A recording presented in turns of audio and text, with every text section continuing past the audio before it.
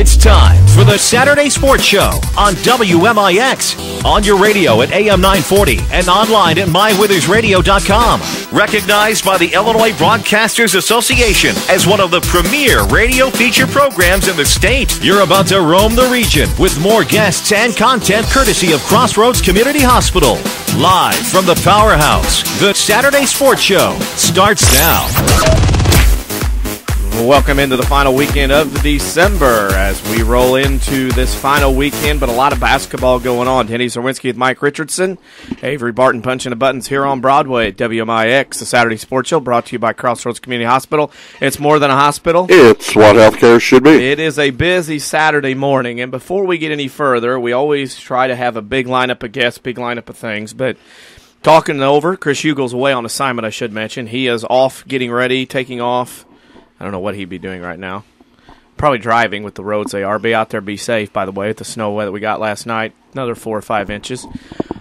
Chris Hugo will be heading his way to Centralia for the Rams game on FM this morning against Alton. That game pregame be on the FM about 9:45. Now, back to our previous idea. I talked it over with Chris Hugo yesterday, talked over with Mike last night, and talked over about who or what to have on the show today. And Mike, it comes down to there's so many games, so many things going on that you and I and Chris kind of talked about a different conversation. It's kind of like it's hard to have all these coaches on when people are getting ready for games, getting back in late last night with the snow, getting things ready to go for the day, that it's best we just kind of stay away from the coaches and let them have their day and weekend because they got too many things going on right now. Well, in a normal situation, if we hadn't went through the weather and got everything off to such a slow start in some of the areas, would have set up a little differently. You know, we know some coaches that have afternoon games that would enjoy spending a few minutes with us. There's no doubt about that. But now you got to worry about travel again, because I'll tell you what, last night some of the most beautiful snowflakes and how it came down and dusted the area from Sesser all the way to Mount Vernon to Woodlawn last night was phenomenal. But having said that, yeah, you just respect the coaches and the field that they're in, and they've got to worry about getting kids back to the school, to the bus, and making sure they get to places they need to be on time. So radio right now has always been their friend, but right now it could be an enemy, and we definitely do not want to make enemies here on the Saturday Sports Show. No, and we want to give those coaches that are working this morning, and, you know, I know that several schools have played late games last night, whether it was Mascoutah, Pinckneyville, Centralia, otherwise Sesser-Valier, that these coaches are getting back late. They're having to get up early. They're having to get walkthroughs and breakfasts and getting back on a bus and heading to wherever. It's one of those things, and we're going to go a different route today on the Saturday Sports Show. So here's what we're going to do. We're going to have some guests on this morning, handful. There's plenty of basketball, plenty of topics, plenty of things to talk about. One of them, we're going to go around southern Illinois, and then we're going to go from different places to people that have covered different things. I've been at Centralia, went to Pinckneyville last night. Mike's been at Sesser. We're going to start off with our first guest, Norm Sanders, who's been on the program before from the Belleville News Democrat. He covers a lot of the Metro East teams and tournaments over in the Belleville, St. Louis area. He has been covering Collinsville, Freeburg, and Mater Dei. So he has 3 tournaments there in his back pocket. We'll have Chris Hugo on at 8:30 to talk to Rams because Scott Gamber, of course, is getting ready, getting his team for walkthrough breakfast, getting on a bus and heading to Centralia this morning. So we don't want to bother him at this time, as what we have said. Then we're going to have at 8:45 Wes Choate, the principal of Sesser-Valier High School. Why are we going to have him on? Well, with all the snow this week that happened Christmas night into the next day, that caused so much issue for the holiday tournament at Sesser-Valier, we thought we'd bring you a different track, a different look as far as dealing with the problem of setting up a tournament, getting stuff ready to go, getting things ready to happen, all this other stuff, where we have this stuff going on. Whereas a tournament director being involved, getting people in and Sesser-Valier Holiday Tournament had to deal with that. And finally, to cover the tournaments in the South, Carbondale, El Dorado, couple girls tournaments, we're going to have the sports editor of Southern Illinois, Les Winkeler, on at about 9:15 to talk basketball from there. With all that covered, 4 people plus Mike and I, that's a handful of tournaments plus, almost in the double digits, where we can talk about basketball. We don't have to bother coaches today. Yeah, and that's a good deal. You know, you get a little different variety right now this time of year, and, you know, get guys that normally, you know, cover basketball, you know, in print, and get a chance to give them a little radio time and share their views and insights on what's been going on in their respective regions. That's going to help out a lot. And Again, it's just one of those things you don't want to invade the basic privacy right now, because some of the tournaments are going to be winding down a full day.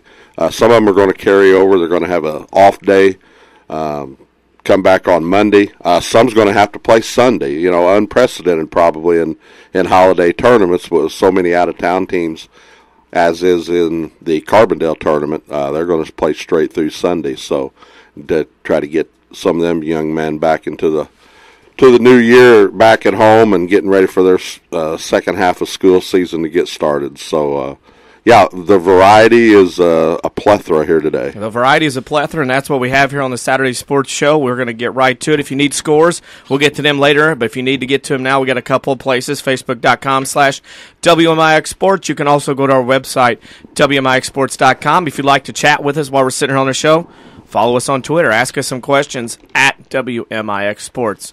In order to help out, not only with our coaches, but with our media brethren, we're going to get them on right away. We're going to take a break. When we come back, we'll have Norm Sanders on of the Belleville News Democrat. You're listening to the Saturday Sports Show, brought to you by Crossroads Community Hospital. It's more than a hospital. It's what healthcare should be.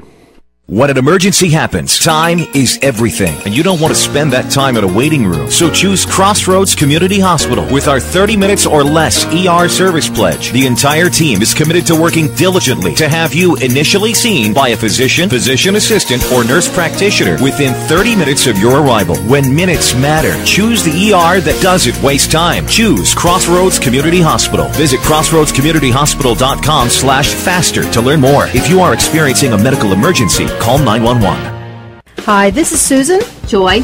Jim. Joe. Star. From People's National Bank in Mount Vernon.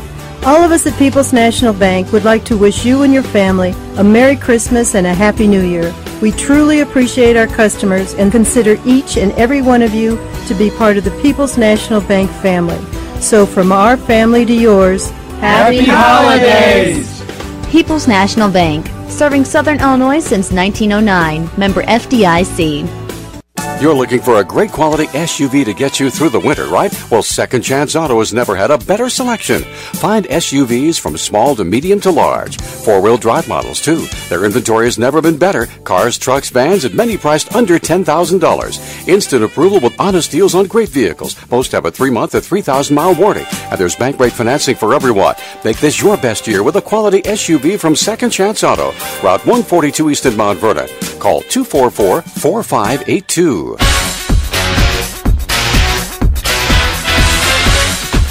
Welcome back, Saturday Sports Show. Danny Zerwitsky with Mike Richardson alongside. Avery Barton pushing the buttons. Chris Hugo away on assignment. The assignment is getting ready for the Rams game at 10 a.m., and we'll get right to it. Joining us now, a member of the staff of the Belleville News Democrat sports team, Mr. Norm Sanders. Norm, I feel like I've talked to you every day all week, but I really haven't seen you because we've been in different places and different tournaments. Yeah, it's the magic of the internet and Twitter and everything else. I mean, it's made everybody interconnected. Made everybody interconnected. Where would you like to start? You've been in about 3 tournaments. What tournament would you like to get into first? Well, yesterday was the first time I'd gotten to go to to cover the Modern Day tournament in 27 years. So I guess we can talk about that. It was a fun day, and I mean, sometimes it's just neat to get to see something else that you're not used to watching. And saw a very interesting game where Muscuda, which had kind of been the Cinderella team there, and won their first 3 games, and they gave the top-seeded Briarcrest Saints all they wanted and a little more, and Briarcrest was able to hold them off and reach the championship. And then in the night game, Central came and knocked off Springfield Griffin. They had won their first 3 games, and Central's back in the title game for the 4th year in a row. So that's always good to see for the Cougars. Berry Central always does well. Team that came out of Memphis, Briarcrest. You've been writing a lot about Austin Nichols. I mean, he's like the top 13 best player in the country in this year's 2013 graduating class. He has not let anybody down with his performances this week at Modern Day. Yeah, and it's kind of a tough situation because you hear people that have just come to the tournament just to watch this guy play, and then they'll see a game like Muscuda where they slap a box of 1 on him in a zone, and he gets like 7 points, and people are like, oh, how can he be the 13th best player in the country? But when you watch him play in a man-to-man situation, he had over 40 points the other day, and I'm sure in the summer when he plays in these AAU games and things like that, I mean, it's just a total different atmosphere. Well, Total different atmosphere, as you said. Several good games, couple of teams in that tournament. Carlisle came in hot, have dealt with some injuries and some sickness coming in, but they've really had a tough week at the Mater Dei tournament. Yeah, their size is always going to hurt them, and playing without Homeless, who's one of their best rebounders, also hurts them. But they're just a team that they kind of live and die by the three, and when they're on, they can give anybody a game and beat most teams in our area, the small school side. But it's been a rough week for them, and hopefully they'll get Homeless back and be ready to go for the second half here. Well, it's an interesting night at Mater Dei. Who's in the title game and the third place games over at Mater Dei today? Well, Central will be defending their tournament title, and they play Briarcrest at 8 o'clock there. And then the third place game, I believe it's I know Springfield Griffin is one of the teams. And I can't for the life of me think of who the other one is right now. I apologize for that. But, that's going to be a packed gym as always, and there's going to be a lot of purple there with the Central folks, and everybody's going to want to come to see Nichols again. And Central's missing their center. Kyler Shear is out with a concussion. They've been playing Liz Jackson. He's about 6'1". Central doesn't have anybody that can match up with Nichols, and they like to play man-to-man defense. But boy, it'd be awfully tough to be playing that team man-to-man when they've got a 6'9" All-American in there. And going into this tournament, we see the Oakville Rockets consistently in our area, and coming into this tournament undefeated. But what I've liked about the Mater Dei tournament over the years is the fact that you have so much diverse styles of basketball played in one tournament. That's always exciting for the crowd, and Oakville ends up getting a couple of losses. They had a 9-point loss, I guess, to Briarcrest in the last game last evening. But Mascoutah here, they've struggled a little bit, got hot at the right time, got off to a great start in the tournament, and had that hard-fought loss against Briarcrest. It's just fun to watch the different types of teams play basketball in one tournament. Yeah, I agree with you. And you've also got a team there in Chicago Julian, which brings a whole completely different, more of a run and gun style, and a lot of great athletes on the floor. And they've had teams like that in the past there with Lawndale and some people like that. So it is, and it is fun if people don't get locked into one tournament to get a chance to go see a couple, during the week, and maybe go watch a small school one, but then get over to Collinsville or Centralia and see some big time schools and some big time recruits going at it. And down at the Freeburg Columbia tournament this week, Marquette, which has would be one of the top 2A teams in the state, but they got kicked up to 3A this year, and they'll be playing Jabot for the championship there tonight at 8 o'clock. We switch over and talk about a different tournament. It's the Freeburg Columbia Holiday Tournament. I got to give credit to Freeburg High School. They had to deal a little bit with snow and everything. Murfreesboro said they weren't coming the first day. What did you find out as far as dealing with and working through that Freeburg had to deal with to get that tournament back on track? Basically, Murfreesboro was the one school that was affected, since they were the only one that was truly down south. So once they got that thing, they just tacked that game on at the start of the next day, and it all worked out fine. And Freeburg and Columbia have always done a good job. They just switch it from each school each year, and it works out well. And it's not quite the talent pool that they've had in past years, but once you get to the semis and the championship night, the gyms will be packed, and it's always a good tournament then. Alton Marquette, obviously the head and shoulders favorite there. I mean, if they hadn't bumped up into 3A, would be looking at a battle maybe with Harrisburg in the 2A Super. With Marquette there, is there anybody really at that tournament that can maybe give them a run and knock them out of the title hopes?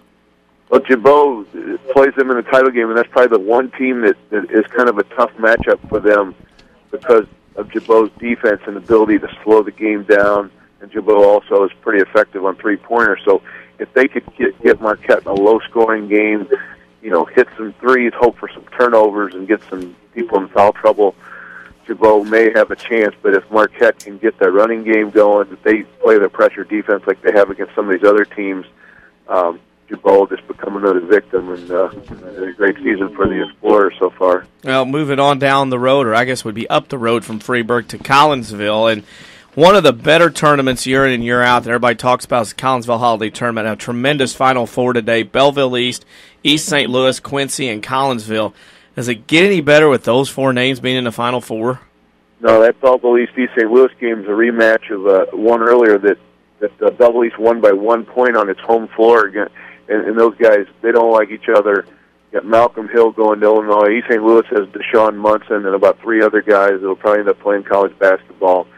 East has a junior point guard named Darion Reddick that's already been offered by DePaul and a bunch of other D1s. So, I mean, just for sheer talent, you go watch that thing. And then the second semifinal, Collinsville shocked Chatham-Glenwood last night. They get into the semis against Quincy, which is one of the most storied programs in the state. So that place is going to be packed today at the Collinsville. Some great semifinal action.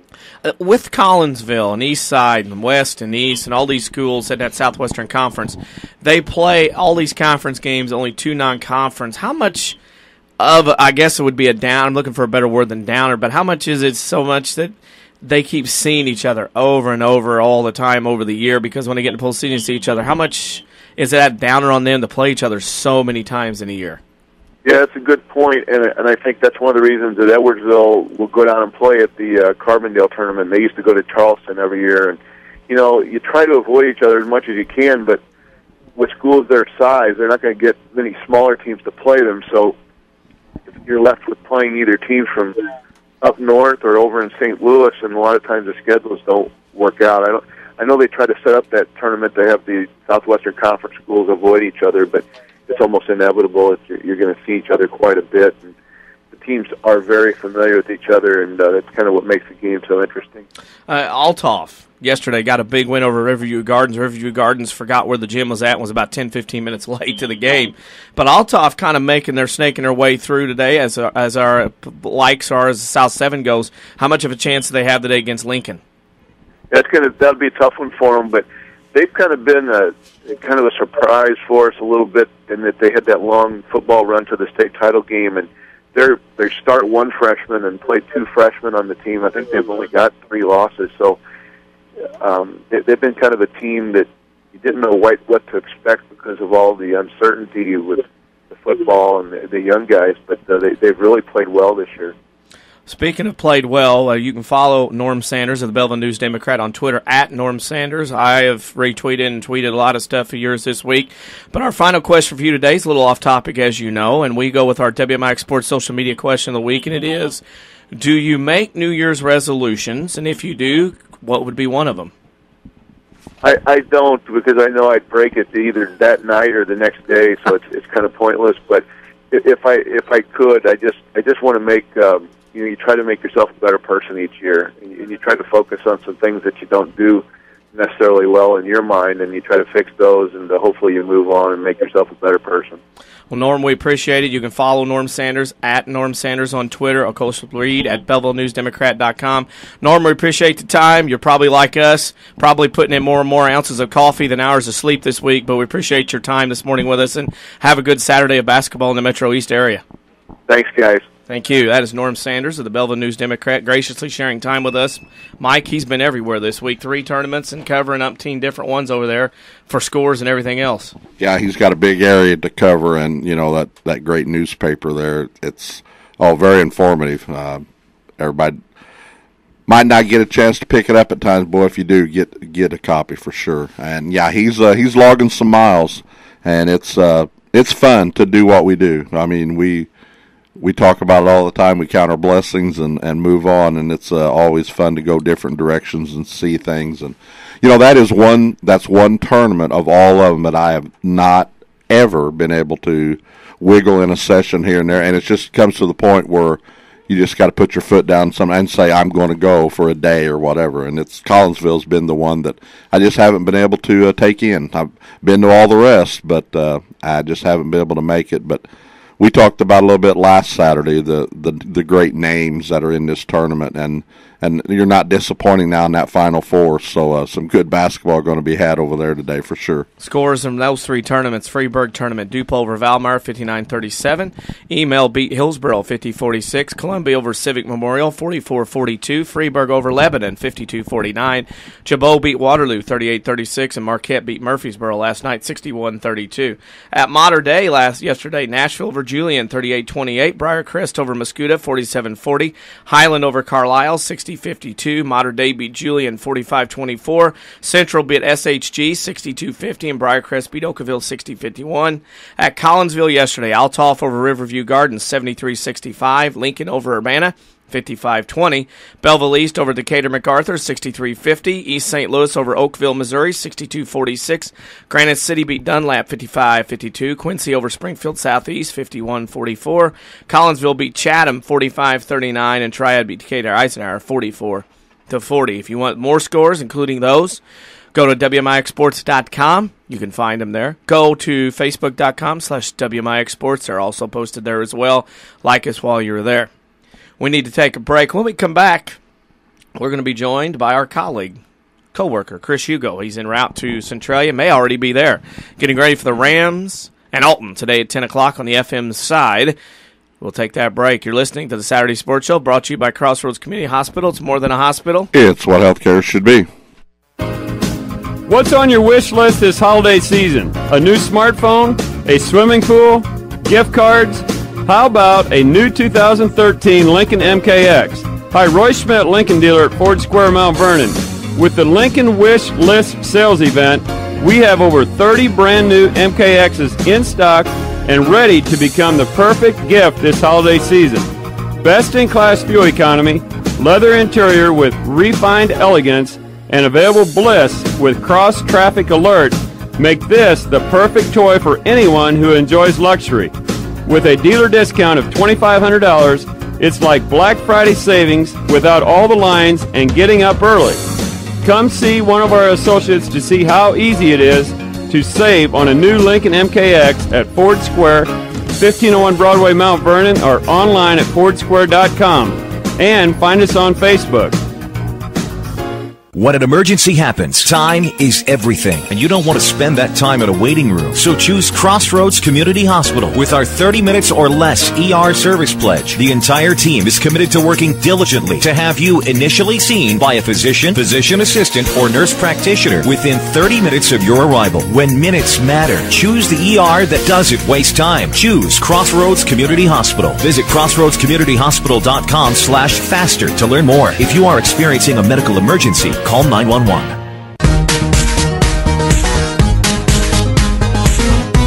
Welcome back to the Saturday Sports Show. Danny Zerwinski and Mike Richardson alongside. Avery Barton pushing those buttons as we begin here on Saturday Sports Show. Joining us now, he's getting the morning off. Well, sort of. Kind of, yeah. Kind of. He gets about an hour and 45 minutes off. Joining us on the road or in a spot in Centralia where is Mr. Chris Hugo. Where are you at right now, by the way? I am actually outside the CHS Annex right now. Effingham and Oaklawn Richards just tipped off, and I am watching a light snow shower fall from a beautiful white sky this morning on a chilly Saturday. Well, we appreciate you getting up so early. We know. Did you do the last game at Centralia last night? Yes. Oh, I can tell. I can tell. An enthusiastic yes, wasn't it? And very enthusiastic. Do what? Mike, and you guys know just as well as I do, the Grinnell offense can be an amazing thing when it works, and they have the horses for it. Unfortunately, that just is not the case for Blue Island Eisenhower, and it's kind of exhausting to have all the line changes and this, that, and the other, but it ended up actually being a good game in the end. So this week, we asked Norm Sanders this, kind of kiddingly said this, are you getting more ounces of coffee or caffeine in or more hours of sleep? Well, actually more caffeine. And since I've tried to shake the energy drinks, I am relying more on coffee like I used to, so it's been kind of interesting. I've had the shakes at times because I haven't had an energy drink in about 7 to 8 days, but I'm trying to recover from that. Was trying to recover 2 days of the Centralia Holiday Tournament in books. Let's first talk about the Mount Vernon Rams, a team that came in and on Thursday, a tough game against Oaklawn Richards, lost 47-44, bounced back with a big win yesterday against Salem in the early morning hours at 10 a.m., beat them handily. Now to Alton this morning at 10 a.m. to get out of the Annex to the Consolation Final. It's kind of been the prototypical microcosm of the Rams this week with their season so far, isn't it? Well, it's a Rams team, Danny, that, of course, if they can find the bucket in the second half, they're going to be successful. But one of the issues in their first-round game against Richards was the fact that they just had trouble getting to the basket and finding 8 points from anyone outside of Trevor Flota in the third, fourth quarters. Ultimately, that came back to haunt them. They were up 6 with 3 minutes to go, and then ended up losing on the three at the buzzer. But you saw when Florida drained that three from the left wing with about 11 seconds to go, tied at 44 against Richards, that the Rams were possibly going to win that game. And then off the screen, they backed off 2 on defense and ultimately allowed Shannon for Richards to drain the 3-1. And now they go to the left side of the bracket. But after having looked at yesterday's games, they might be a little bit better off getting a big win over Salem yesterday, 74-38. The offense, of course, was hot early, and it did not look like an 8:30 a.m. game whatsoever for the Mountain Rams yesterday. Speaking of that, they get the 10 a.m. game today against Alton, a team that very well could be on the right side of the bracket. Led Effingham for 3/4 of the game on Thursday, got beat at the end, took Central. Central made charges at him, really nothing serious. This Alton team has improved and is very dangerous and is going to be a concern today for Mount Vernon in many ways. Oh, it could be. They're very athletic, and that's the thing about the Alton Redbirds is that they're going to come at you early. They're going to out-athlete you early, but the problem is for them, they have kind of a similar issue to the Mount Vernon Rams, and that's they go cold in the second half. They had Effingham up early, then the second half, they kind of let that lead dwindle, and ultimately Effingham was able to come away with that one. Then yesterday against Champaign Central, I feel like we saw the exact same thing, where Alton was able to drain the threes early and hit their outside shots, but then when it came down to crunch time, the second half, they almost let it slip away as Champaign Central grew closer and closer. So, really, you take a look at the Rams today, if they can come out and score early, they should be able to come away with this one and possibly play O'Fallon or St. Lawrence in the Consolation Championship, but they're going to have to make their baskets in the second half, and they're going to have to work around this athletic Alton defense, which I guess they don't play much defense. They're going to have to work around these Alton athletes early on. And I think it kind of favors the Rams here in the Annex. It's kind of a tighter quarters. There's only seating on one side, which, even though it's an Annex gymnasium, it's still better than a lot of high school gyms in the area. And you kind of take a look at things, and all shooting those wide open gyms, matchups we're going to have today, it shouldn't make a huge difference. Speaking of difference, the Rams will play today against Alton at 10 a.m. on FM 94.1. Also, you can listen to it at WMIXSports.com. The rest of the tournament, for 2 days, you've seen every game. I saw 13 out of 16 so far. Very balanced, very well done. About as good of a bracketed tournament as far as teams goes on the first 2 days. Well, it is. And, you can say what you want about the first. Nobody's ever going to get that perfect in any tournament. I don't care if it's Pinckneyville, Sesser-Valier, Centralia, El Dorado, Carbondale, Pekin, Proviso West, Pontiac, Collinsville, anywhere. You're going to have trouble getting that first day perfect. The important thing is your second and third days, and Ray looks to have got that right, as most of the matchups yesterday were a little bit closer. Dave, of course, went out for the Salem game to open it up. But I thought the game of the night, I know you didn't get to see this one, was Jacksonville Centralia. They were close throughout, I believe, tied at 10 at the half. But Jacksonville was ultimately able to pull away, win that one 39-30. And I have been very impressed with the Jacksonville Crimson.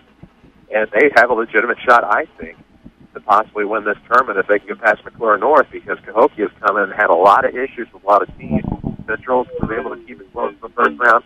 Effingham should have beaten Cahokia yesterday to get in the semifinals, and the Comanches coming in, they had not played since December 15th before this tournament, coming off of 2 losses into this tournament, and almost lost in the first round. So, Cahokia is not going to be a sure lock to make the championship game or even win the championship again this year. You have to like the chances of Jacksonville. Marist is another good team.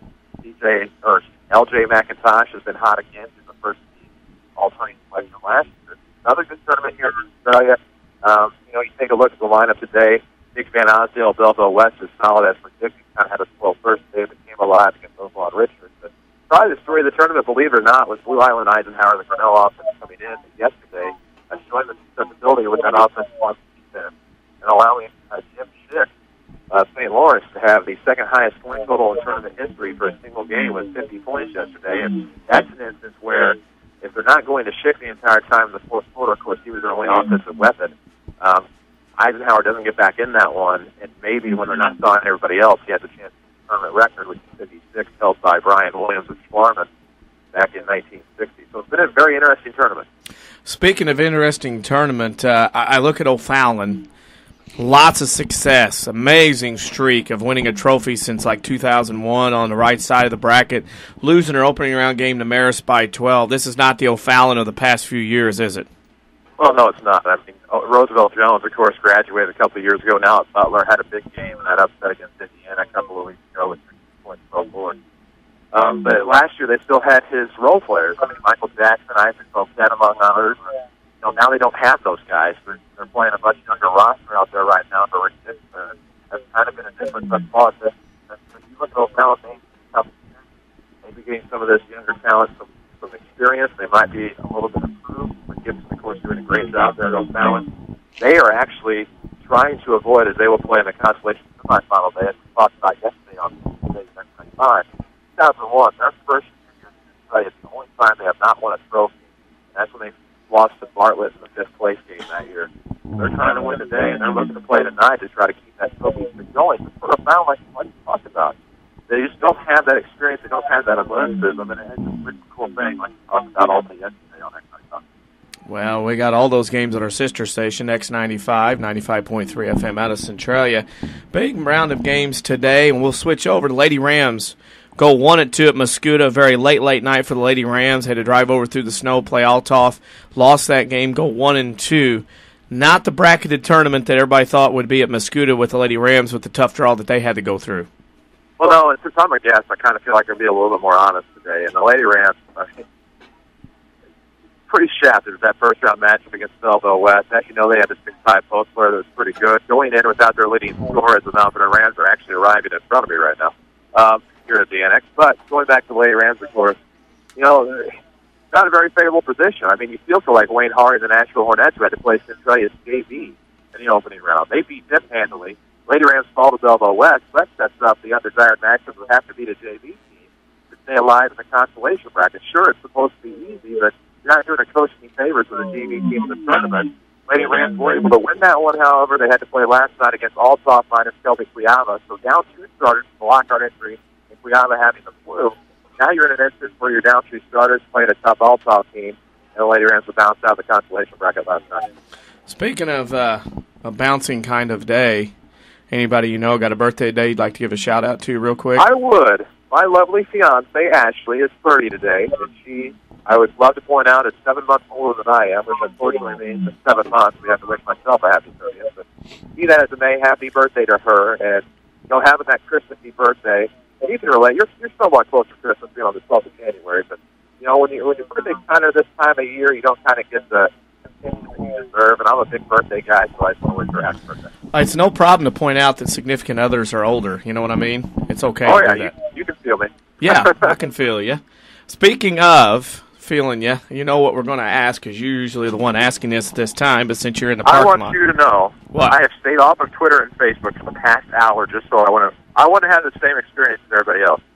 Well, I agree, and here we go. I'm proud of you because you said you were going to do that earlier in the week. Oh, it's hard. Okay, so it's hard. So here it is. Well, because Norm Sanders tweeted us after he got off his interview. And yes. So the notification popped up on my phone, and I hit it. I was like, oh, no, gotta get off. Yeah, Norm was a very good guest. We enjoyed having Norm on. We talked 3 or 4 different tournaments in the area.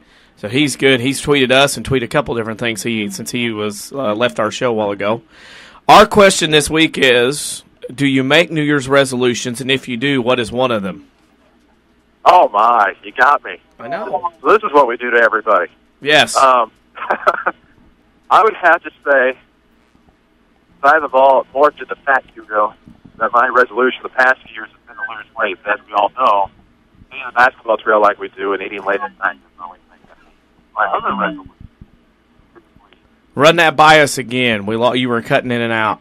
Oh, I'm sorry. It's tough here at the Annex, in or around the building, but usually since I've morphed into a heavier version of myself, I try to set the resolution of losing weight every year for the past couple. And as we know, eating the basketball trail like I do, that's just pretty well impossible when we eat late at night. You don't eat late at night. I eat late at night, and it just makes it hideous to try to lose weight. So I think that for right now, I just eat to try to lose weight. Hey, we appreciate you joining. I was going to tell you try to quit smoking, but you know better than that. Well, that's another friend of ours who's off the wagon again. I tried to counsel him last night at Pinckneyville. So, hey, we're going to let you go. We'll let you get in, get set up. I'll be there as soon as I can.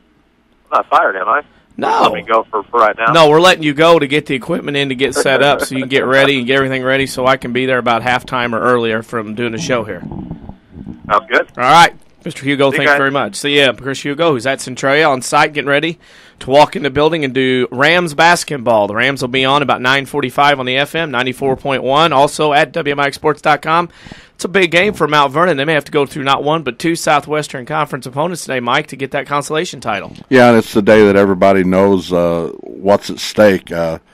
you're anxiously awaiting to get that opportunity to play the 2 games. I mean, everybody that's going to be playing has that opportunity today. As long as they win, they're going to be rewarded with another game later on this evening and a quick turnaround, especially on that consolation side. And, yeah, absolutely, this is what you want. I mean, Coach Gamber's talked about it, and every coach we've had on, in our pre-tournament talks on the Saturday sports show, is the fact that you want to play as many games as you can, and you want to play some different people. So if it was set up another matchup with O'Fallon later on down the road, or St. Lawrence, somebody different, well, that'd be great. And that's all you look for is your kids to respond in the situation, get you another game, take a couple of days off, take a deep breath, bring in the new year, and get things rolling after that.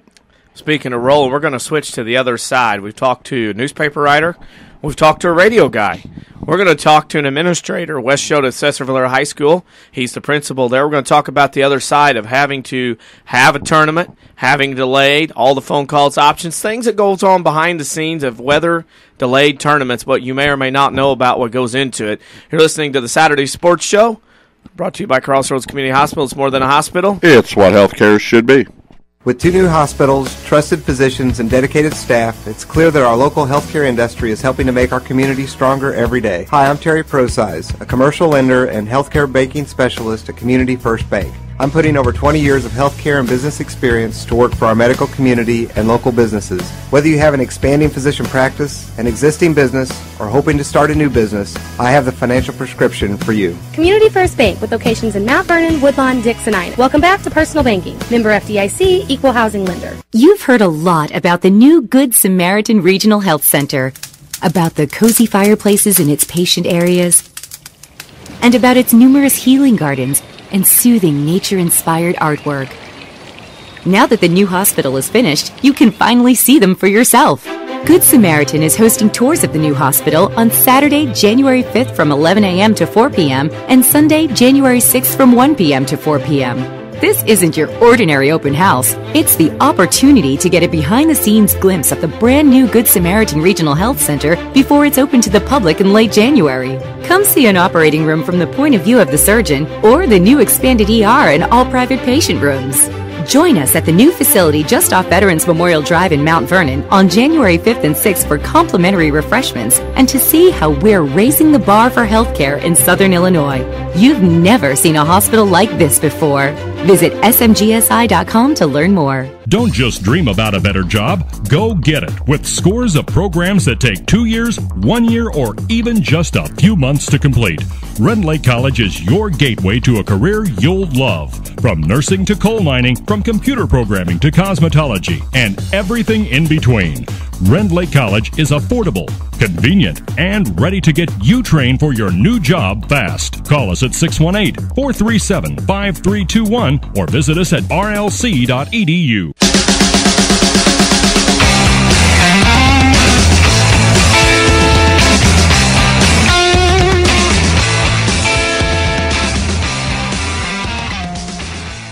Saturday Sports Show. Denny Zerwinski with Mike Richardson in studio.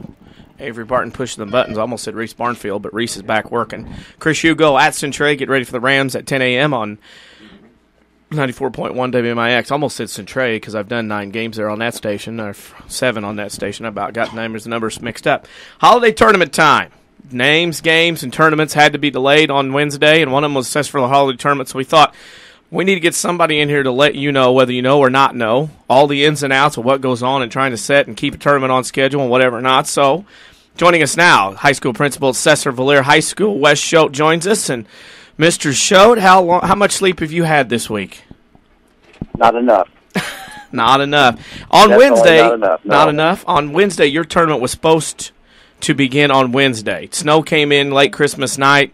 Things were going on. Let's start at the beginning of this. What was the process, and when did this process start of saying, okay, we may have weather issues at this tournament, what are we going to do? Well, with that storm front that was coming in, we had discussions way ahead of Wednesday, just considering what we could do, what our options would be. But then the real serious stuff happened pretty early in the afternoon on Christmas, because you got to start looking at Wednesday and contacting schools, making a decision. So you got to talk with AD, you got to talk with superintendent, you got to talk with director of maintenance for getting the facility cleared. A lot of people's minds and heads had to go together to see what was right for our tournament. Speaking of right with your tournament, you have several smaller schools in your tournament that have to make some decent journeys, especially from southern Illinois. What did you run in as far as getting that first day in on Thursday? Well, I probably left that portion out of it. We first want to look at whether we can get our facility prepared for people to come to our facility, but then secondly, we got to think about the safety of all the teams and can they get there.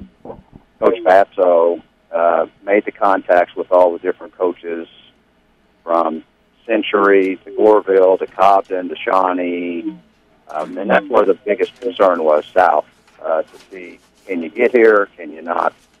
And those that followed Twitter know that afternoon and early evening, it was questionable whether a couple of schools were going to be able to make it or not. Unfortunately, one of our 16 schools could not make it, and they accepted a forfeit and understood that the tournament needed to go on, and then they were able yesterday and play. And they were able to play. Of course, that school was Shawnee. They had to lose that first-round game. Goreville went on and won a close one yesterday.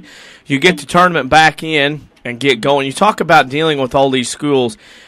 Sometimes you get schools that don't come, then show up because other people are ruling over at other schools. Another important thing to remember is when you have this tournament and the snow going on, when they play the game, the day's not over. The fact is you and other schools have to worry about getting kids back home when they get done playing and get back on that school bus.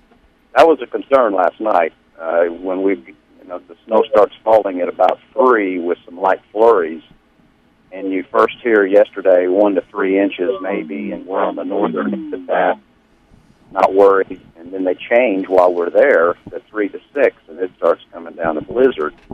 Our last game last night was New Athens and Woodlawn. Well, New Athens has a long trip, and they're leaving our school building at about 11 o'clock.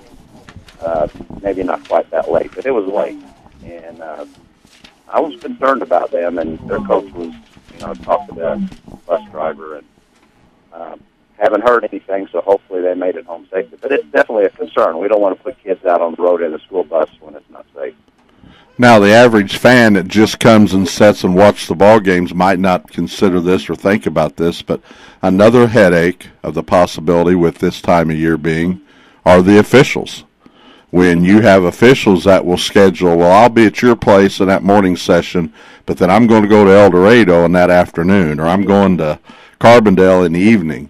The commitment and the communication you have to have with a bunch of officials, that's got to be a little bit hectic at times as well for you. It is.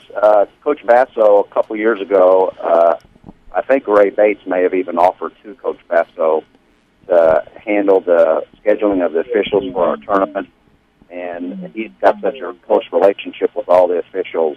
He's taken over that responsibility. But we were voiding checks yesterday and cutting new checks because some officials, we had it all ready for the tournament, and they now can't be there 4 games. They can only be there 3 games or 2 games. Other officials that were only going to be there for 2 are now going to be there 3 or 4. So my office manager at the school was in the building yesterday, voiding checks and cutting new checks. And then we would find out 30 minutes later something else was changed with the schedule, and we had to do some more of that stuff. But, when you've got 26 games and 3 officials on each game, that's a lot of checks, and that's a lot of officials coming in and out. And with these other tournaments, you're exactly right. These officials have their schedule all made so they can do 3 or 4 games, and that all changes come Wednesday afternoon. Speaking of that, Wednesday afternoon was gone. Of course, that was wiped out. You come back Thursday, Friday, Saturday, and now you have the decision, and this goes back to Wednesday, about playing. Carbondale decided to play on Sunday. You also have New Year's Eve, New Year's Day, January 2nd, if things really got nasty the other day in the next couple of days. What was the thought about prolonging or playing this tournament, whether it was Sunday, Monday, or New Year's, as far as getting it in? We had a moment of a period of about 2 hours on Thursday when, or was it Wednesday? Wednesday afternoon. There was a couple hours where we weren't sure teams like 5 teams would able to be able to get there on Thursday. So we actually had the thought of the possibility of canceling the tournament, not even playing it at all. Or do we change it to a 11 or 12 team tournament? What's the format going to become if we do that? You don't know.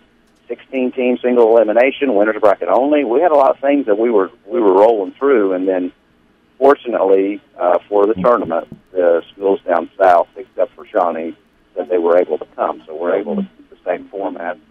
We moved Monday's games, New Year's Eve, up earlier so that people will still be able to hopefully attend whatever they plan to do on New Year's Eve. And I think that everybody in the tournament that we've spoken to likes that we did that instead of playing late on Monday night. Got to mention that you're playing those games there on Monday afternoon and getting it done so you can get out of the way of the New Year's Eve deal. Another thing, too, is not only officials and teams and other schools, but the staff that you guys, Jason Henry, superintendent, you, and athletic director Chip Basso, put together to run that holiday tournament. That's a lot of people you got to mess with to call and change up their plans and extend the tournament another day. It takes an army of people, and a lot of people do not realize that. People in the kitchen preparing the food for the hospitality rooms, the concession stand workers, the ticket takers, the scores table personnel. It just takes a lot of people, and before the tournament had begun, we had the schedule made out where everything was filled. Had people there, but people were working around their work schedules to work at the tournament, and that all got bumped. So there are some areas that we probably still need some help today and on Monday to staff those places because people have to work. I wanted to say, too, you mentioned Sunday. We chose and we try our best to stay off of Sundays at any cost. That not to schedule any activities on Sundays. We just don't think that needs to be a day that the school is scheduling anything. And we'll work around it the best we can and not play on Sunday. We just think that's the time that we need to break away from school. So that's why we went to Monday instead of playing Sunday, like I think Carbonose did. Talking with Gina Tinsley, a good friend of mine, she brought me over to her laptop, and the new advanced technology that we're all witnessing this day and age. I really like the website now with your tournament updates and actually utilizing that technology and getting the box scores via the copy of the sports pay, the scorebook, and you get the comprehensive breakdown of that game. I want to commend you guys for doing that as well. That has been awesome. It helps us a lot. She's put in a lot of hours, and she came out Thursday thinking she would just be there about an hour to get things rolling for somebody else to get those things put on that website, and I think she ended up staying about 10 hours because we're doing that, and she's also made it possible to post the stats immediately after a game on our projector and screen in the Commons, so the fans, as they leave the gym, can see the stats from that game immediately. That's been a hit, but we tried to stay ahead of the game and use the technology as best we can, and I know I've talked to some of the radio and newspaper writers that appreciate it quite a bit because it helps them in their job. Speaking of your job, your lovely wife was working very hard over at the Dustard Thomas. It's kind of like the Choate family gives their heart and soul to 2 different tournaments this week, isn't it? Yeah, she's already left the house to go start there in the Destler Hoops Classic. Working for Murphy Wall as they're one of the sponsors there, and she'll probably be there all day today like she was yesterday. And I'm still sitting on the couch, but as soon as I hang up here, I'll be on the road over there. And I lose track of even what day of the week it is during this tournament because I'm over there for 12, 13 hours, 14 hours a day for 3-4 days. But, yeah, we're in different locations supporting different tournaments. Speaking of tournaments, again on Monday, the games are scheduled for the 5th place game, 9 a.m., consolation 10:30, 3rd place at noon, and championship at 3, correct? I don't have it in front of me. I'm not sure the first 2 are correct. Okay. It could be consolation championship at 9, right? 5th place at 10:30, but I'm not positive without having the bracket in front of me. It's one or the other. All right. Well, either way, there's 3 games at Sesser. Of course, you'll clear the gym after the noon game for the championship at 3. Finally, our final question of the day is our WMIX Sports social media question of the week. We're asking all our guests today, do you make New Year's resolutions, and if you do, what is one of them?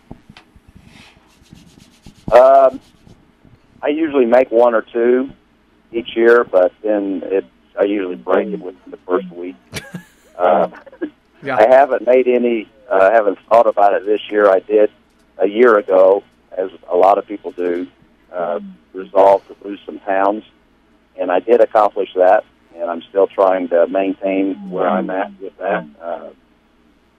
Not really with the hospitality rooms that I'm visiting quite frequently during these holiday tournaments, but as much as I'm on my feet and walking around, I think I'm okay through these tournaments. But I really haven't thought much about it for this year. I guess I'm not as big a goal person as I ought to be, and in education maybe I should be, but I'm just not. Hey, everybody's entitled to a day off or a time off from goals, and you are too because you've had a busy week this week. I'm gonna enjoy tomorrow, I hope.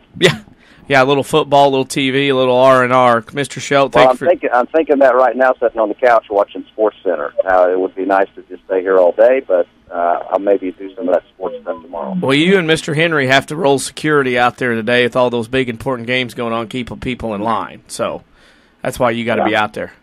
Yeah. Hey, thanks for joining us this morning. We'll see you Monday, maybe tonight. See you Monday for sure at Sesser-Valier Holiday Tournament. Thanks a lot for having me, guys. Thank you, man. Thank you. Have a good day. Mr. Wes Choate, principal at Sesser-Valier High School, joins us to talk a little bit about Sesser-Valier Holiday Tournament, all the work that goes into that. That's something that people don't realize what was going on Christmas night into that first morning after Christmas with everything that tournament had to go through, a 4-day bracketed tournament to get that thing in. Well, the dreaded words came out of his mouth. Cancellation. I mean, they had some serious talks. I mean, you guys heard it live here. I mean, possibly canceling the whole tournament, breaking it down to maybe a 10 or 12 team tournament, probably implementing some type of pool play with 2 brackets, cut it down to 16 teams, winter bracket only. That's some scary thought this time of year when so many people have been ready and geared up for this tournament in our area.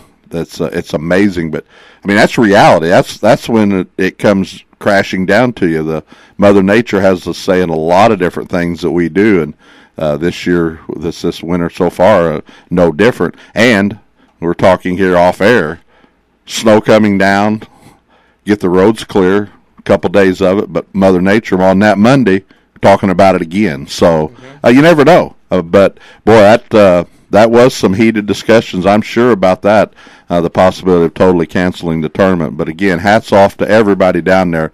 Parking lot was in good shape last night. Hospitality room, fantastic.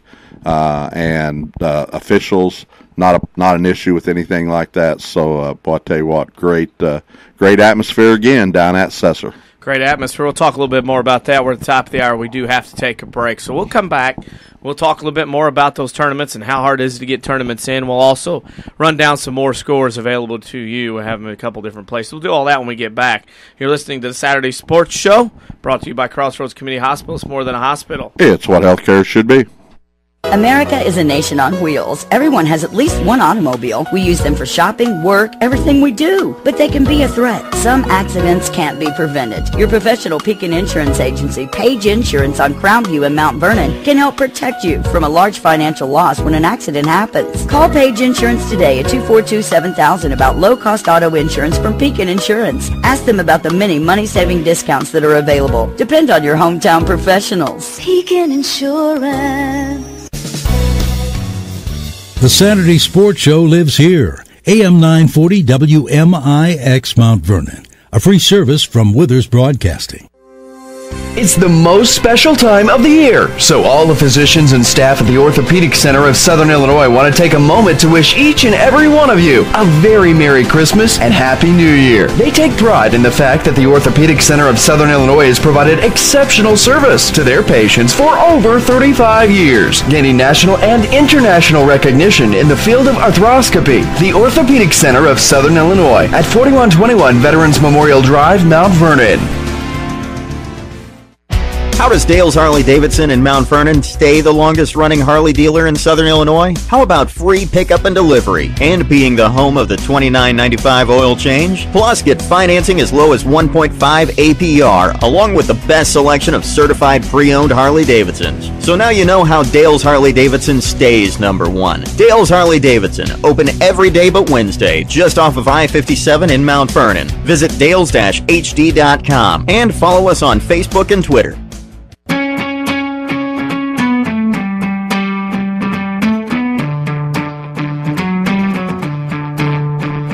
Welcome back to the Saturday Sports Show. Denny Sawinski and Mike Richardson alongside.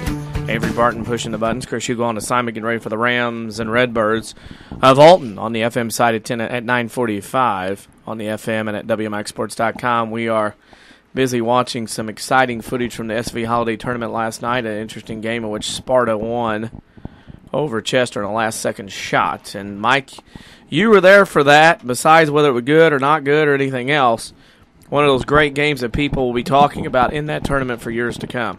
Well, I mean, a lot of excitement and a lot of neutral fans there to watch that game. And we talked about in the corridor before it got underway that, everybody anticipated this being a heck of a matchup. But Sparta, vastly improved team. They can run up and down the floor.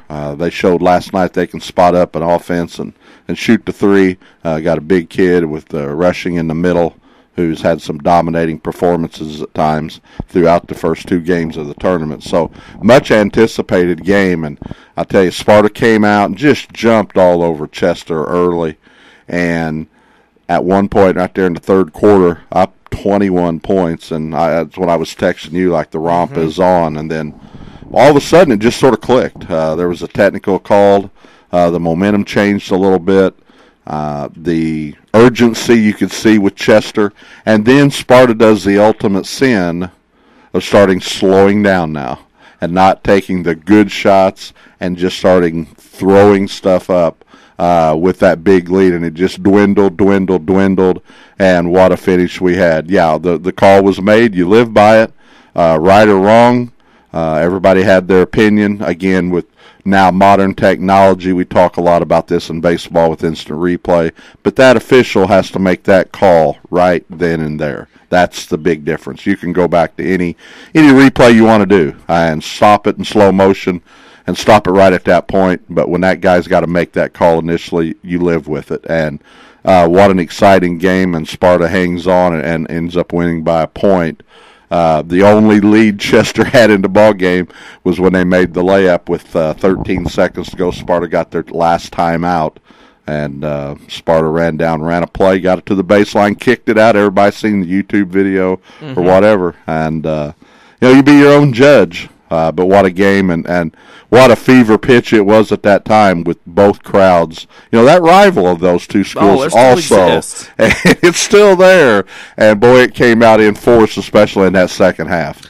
I tried to mess with you a little bit. I threw up a picture of Yankee Stadium.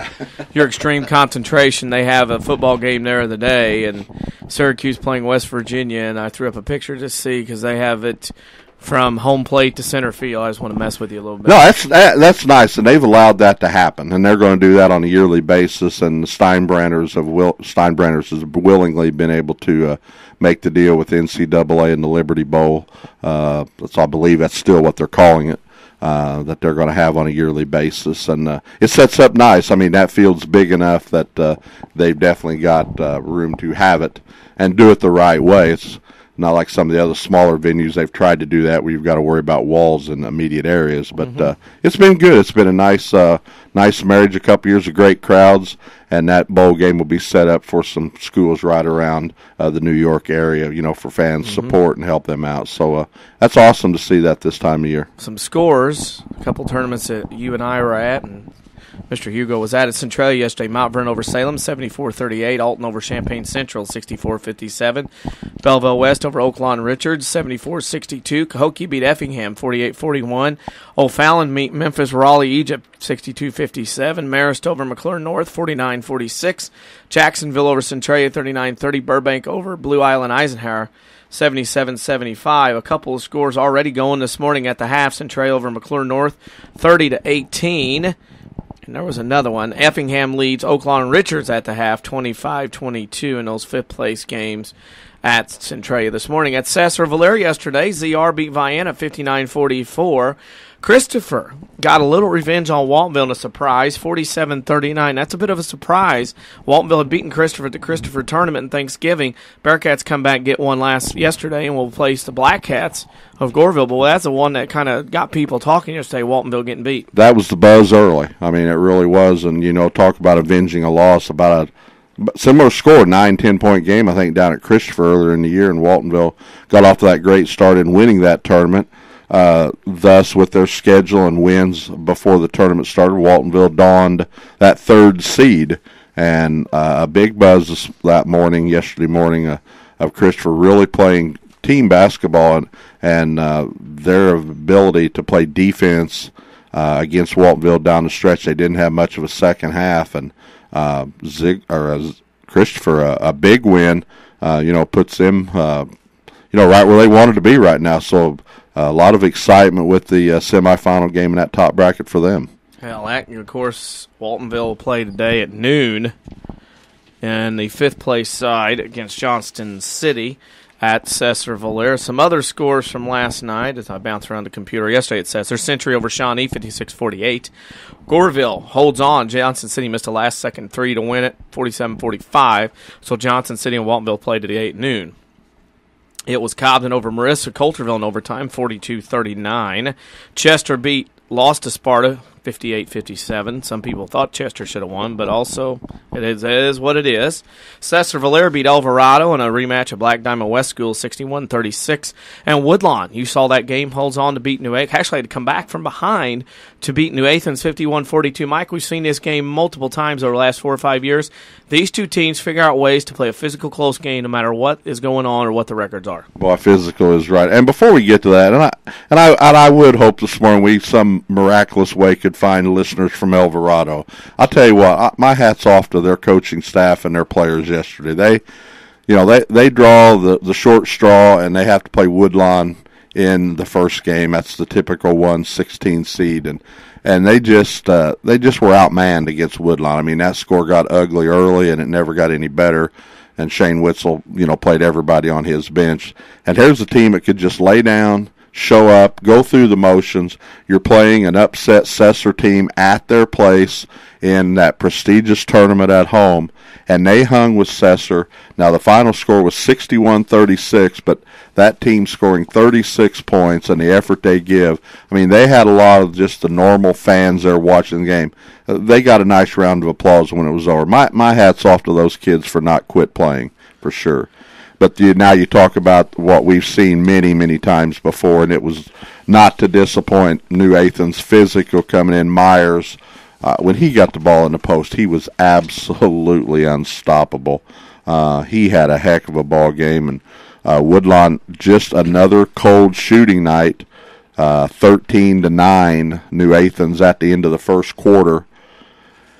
22-24, Woodlawn had the lead. They had a nice second quarter as they bounced back, but New Athens had a 14-7 edge in the third quarter. Woodlawn absolutely could not throw it in the ocean.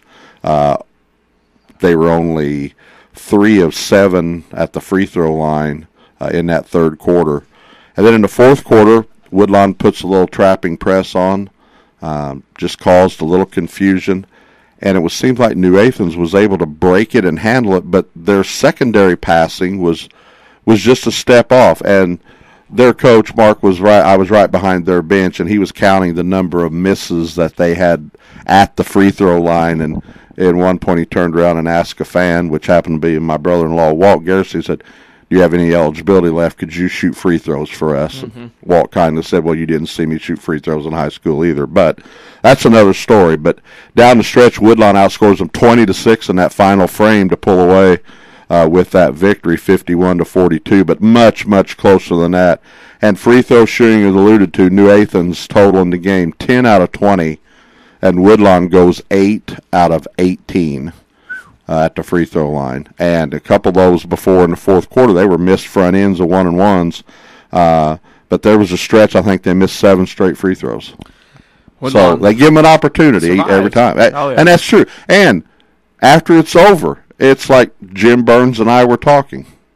They don't ask you by how many. The first question they ask you, did you win in advance? And that's what they did. Oh, yeah. So your games today at Sesser-Valier, they'll start at 10:30 today. It'll be ZR and Century consolation bracket game. Fifth place game, Waltonville Johnson City at noon. 1:30 championship semi, Christopher and Goreville. They'll take a break, come back at 5 o'clock tonight. Cobden and Sesser-Valier in a consolation semi, which at this point Sesser-Valier should be a prohibitive favorite to win that bracket. 6:30 fifth place game, Chester New Athens. That'll be an interesting ball game. And at 8 o'clock tonight, Sparta and Woodlawn. And of course the 4 games on Monday, trophy times at Sesser-Valier. We will have scores, more scores later. I went to Pinckneyville last night. Talk about that here. You can find scores, WMIXsports.com, or go to Facebook, facebook.com/WMIX Sports. We'd like you to go there and like us while you're there as well. We're also on Twitter at WMIXsports.com. We need to take a break. When we come back, we're going to jump around to our southern part of the state, and that's southern Illinois, as I like to call it. We're going to have the sports editor of the Southern Illinois, Les Winkeler, on to join us. He's been bouncing around the tournaments down in the southern part, from El Dorado to Carbondale, amongst others, and he's going to bring us a flavor from those tournaments, both boys and girls, down in that area of the woods. You're listening to the Saturday Sports Show, brought to you by Crossroads Community Hospital. It's more than a hospital. It's what healthcare should be.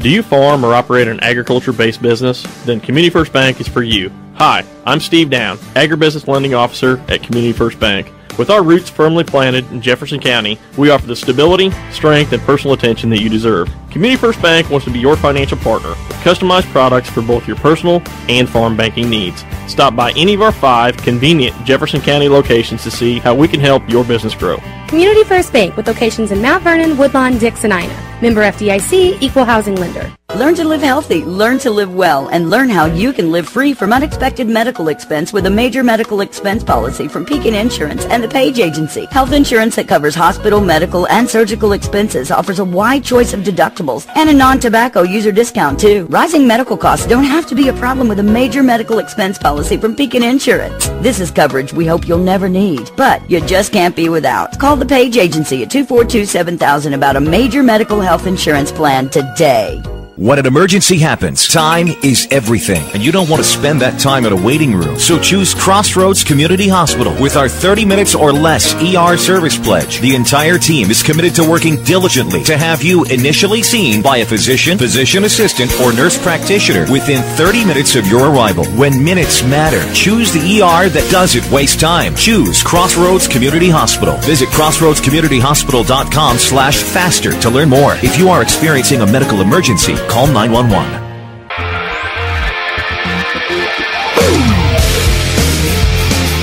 Welcome back to the Saturday Sports Show. You're on Broadway. The snow's pretty outside. Some of the roads are clearing, but be careful wherever you're going today, whatever you're doing. Denny Zerwinski and Mike Richardson alongside. Avery Barton pushing the buttons in the studio. Chris Hugo at Centralia getting ready for Rams and Redbirds at 10 a.m. on the FM side and at WMIXsports.com. Longtime sports writer, first-time guest joining us right now from the Southern Illinois, and the sports editor, Les Winkeler, this morning. Mr. Winkeler, how are you on this snowy Saturday? You didn't have to emphasize that long time thing, you know. That was... Well, I mean, I could say veteran, vintage. What would you like me to use? It all comes down to the same thing, doesn't it? Old. I mean, we're all getting to that point, aren't we? I mean, it's all a number and age and everything else, and... Speaking of old, some of these tournaments have been going on forever. Where have you been running around in Southern Illinois the last 3 days? I've been between the Modern Day Tournament and the Columbia Freeburg. Well, you've been up in the middle part of the area, Columbia Freeburg and Holiday Tournament. First off, I got to ask this. You're down that neck of the woods that got all that snow Christmas night into the next day. How hard was travel down there as far as getting around the Saline County area? I don't know. I haven't been home since then. I've been camping out up here. Well, there's nothing wrong with camping out in Clinton County, is there? No. I've done all right. Well, speaking of that, you're the sports editor, as I mentioned, and one of the things we want to have you on today is sometimes in the radio business, I know in the newspaper business this happens, you always get this question. How come you didn't cover fill in the blank? How come you didn't have this fill in the blank? How come you guys didn't broadcast this? Fill in the blank. How hard is it from your perspective with your staff at the Southern to try to cover everything this week as far as Holiday Tournament's concerned?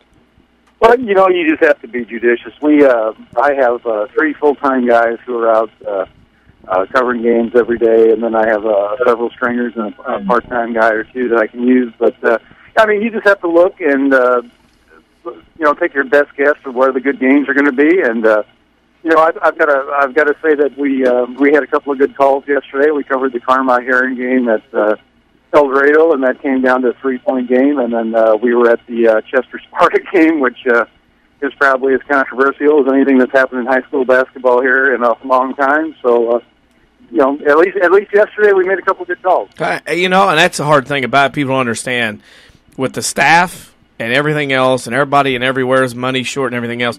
It's so very hard to get everything covered and get everything done to make everybody happy. But you, the guys at the Southern and the gals, do a great job. I want to say that first and foremost. I appreciate that. And the business has changed. When I started in this business 20 years ago, they'd send you to a holiday tournament, and you would basically stay there from start to finish every day. Times were different. They would pay overtime, and then hours weren't an issue.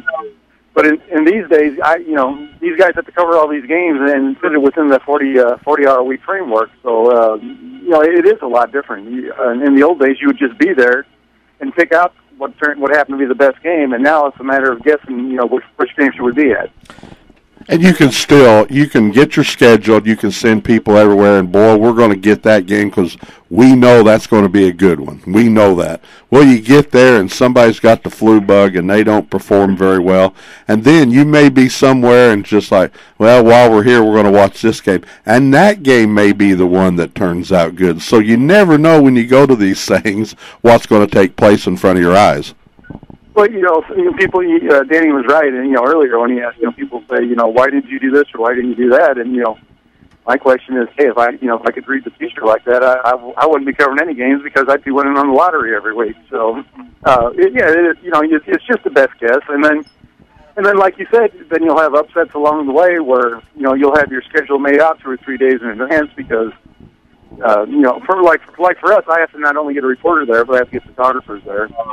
So they have a busy schedule. So you have to plan 2 or 3 days in advance, and then when you get these upsets in the bracket tournaments, that can throw everything into disarray. Speaking of disarray, I'm sure you and our friend Norm Sanders from the Belleville News been running around over there together at Freeburg and Mater Dei. Mater Dei tournament. I've been there several times, see games over the years. They always seem to figure out ways to have good basketball at Mater Dei. It's just a great tradition. Since the opening, they're one of the oldest holiday tournaments. I think this is their 52nd year, so I've seen some great basketball there over the years, no question. No question about that. I want to go in your backyard first. El Dorado had to move back a day because of the snow and everything from Thursday to Friday. They got to play Friday, Saturday, Monday.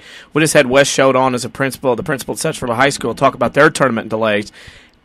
Do people really understand how much work goes into this thing with a tournament like El Dorado or Sesser-Valier, where they're backing things up and having to reschedule and get people everywhere they need to be? Well, just think the biggest headache would be officials, because these officials schedule. They've got schedules like airlines. Everything's interlocking because they leave Sesser to run to El Dorado, and they leave El Dorado to go to Carbondale. And when you move a tournament back a day, that just throws all the officials' schedules into chaos. I don't think people really do understand the work involved. Sesser's got 16 teams, El Dorado's got 16 teams. That's a lot of logistics that you got to handle. Speaking of logistics, El Dorado yesterday, not a lot of upsets going on. All the top seeds pretty well won yesterday, except for El Dorado. They got beat 65-61 by AJ. Frankfort gets a half-court buzzer beater and beats Fairfield 55-52. You've been around El Dorado a long time like I have. Does it always seem that Fairfield figures out a way to go left in that bracket instead of going right most of the time? Well, that does seem to be the case, doesn't it?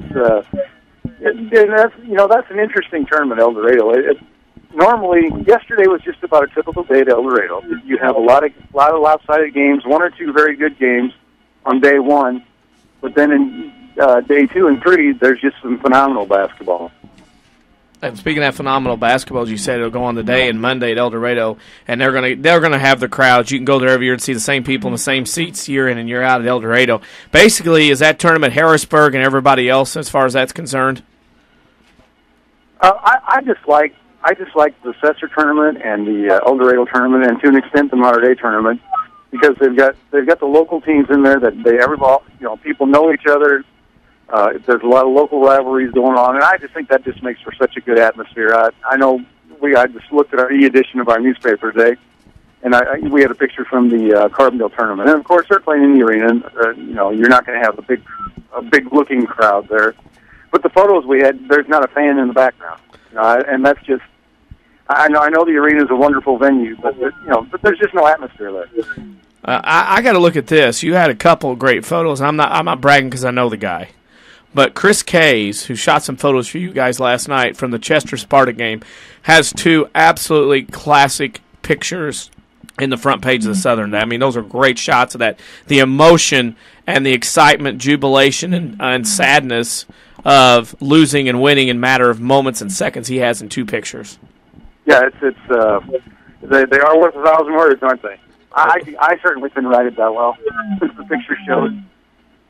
Well, speaking of where you've been at, Modern Day, now Freeburg. Freeburg is like El Dorado. You got Harrisburg at El Dorado, you got Alton Marquette at Freeburg. Is there really anybody, I guess Jabot, but other than that, anybody other than Jabot that can maybe take a run at Marquette tonight? Yeah, I watched the Jabot Waterloo game last night, and I don't see Jabot playing Marquette that close. I just don't see it. It may happen. Jabot's pretty athletic, but it would have to be a bad shooting night for Marquette. I think for Jabot to stay within double digits. Or single digits, I should say. You've been at this for a while like we have, and I got to ask this. Every year there's another rumor of another tournament starting, and another team starting some tournament, and getting teams and JV teams from here. If we get to the point of oversaturation for holiday tournaments right now? I think we reached that about 10 years ago. You look at I don't even know right now, is Vandalia still a 16-team bracketed tournament? Vandalia, and I tell you in front of me, Mike Richardson over here to my left, he laughs at me all the time because I got a stack of papers for a Forest. Basically, Vandalia has 2, 4, 6, 8, 10 team. They go pool play. Right. Okay. Yeah, they were a bracketed tournament, 16-team bracketed tournament. Because when I was still working in this area, Carlisle played there. Modern Day was a 16-team bracketed tournament. Collinsville did not have a tournament. Theirs is relatively young. Of course, now we got the Duster Commons tournament. El Dorado's been around a long time, but yeah, it's just. Yeah, I just think it would be better for all concerned if some of these smaller tournaments would just go by the wayside. And I understand people want to make money, and well, now Oakville, I guess, is starting a midwinter tournament in 2 years. So yeah, it's just a little much. Well, it gets to be a little much when you start having the JV schools starting in. I mean, I've heard rumors, probably like you have this week, of at least 2 more tournaments starting next year around Christmas time. We're running out of teams, I think, to have tournaments. Right. Well, okay. Now this year, Dongola started a little tournament. There's only 4 teams this year, but it's for the tiny little school. And okay, there's a niche there that's not a bad idea. That would be a great idea, even if they wanted to expand to 8 or 10 teams. I think that could be a competitive, just sort of a nice thing for the smaller schools. Because when I talked to Dongola's athletic director, he said they used to play at Sesser, and he said they would always get the 16th seed. They'd get beat twice and go home.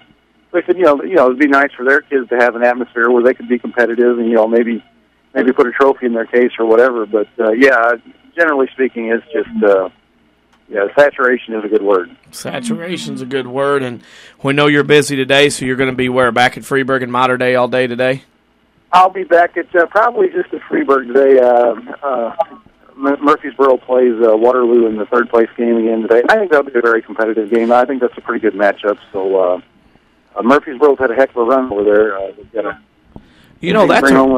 That's a good matchup, Murphy and Waterloo. That's really is. Yeah, I think that'll be an interesting game. If Murfreesboro's a little bit short-handed right now, Stephen Eldridge, one of their better players, is out. But Darryl Murphy's kids always play hard. They always play good defense. They'll give Waterloo a battle. Give Waterloo a battle, and we know you've been over there enjoying family and friends at Clinton County over at Breeze, and we wish you a Mother Day of good basketball. Before we let you go, and you'll get used to this as you come on our Saturday Sports Show more and more, we always have our last question. It's our WMIX Sports social media question of the week, and this week is, do you make New Year's resolutions, and if you do, what is one of them? The only New Year's resolution I have ever made, I did last year because I've never believed in them, but I always my avocation is taking wildlife photography, is photos. So I made a New Year's resolution to get out into the woods or out into national parks, state parks at least once a week, and I actually kept it. So, and I'm enjoying the heck of it. And I may try to find some place to get out in the woods before I go to the game today. It's a wonderful day. The snow last night coming home. I went to Pinckneyville last night after Centralia.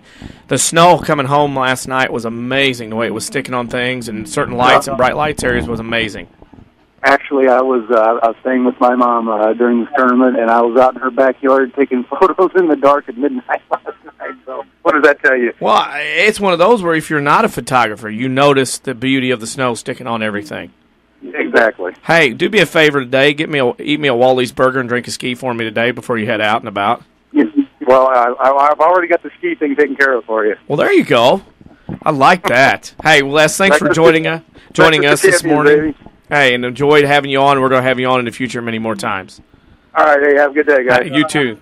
Thank you. That's Les Winkeler, sports editor of Southern Illinoisan. And Mike, that's a guy that's seen a lot of basketball over the years. And as a newspaper writer, there's a couple of guys here in town, the sports department at the Sentinel and the Register News, Paul Hines, Paul Wilcox, and Mike McManus, our friend of the Sentinel. We had Norm Sanders on, Les Winkeler today. It's one of those deals where, we posted on Facebook yesterday, the media, the referees, and tournament officials that have to work this week, where they get more ounces of caffeine than sleep, and they're putting out information. We're all working together to do this, whether anybody wants to admit it or not. We're all together, kind of a brotherhood kind of thing.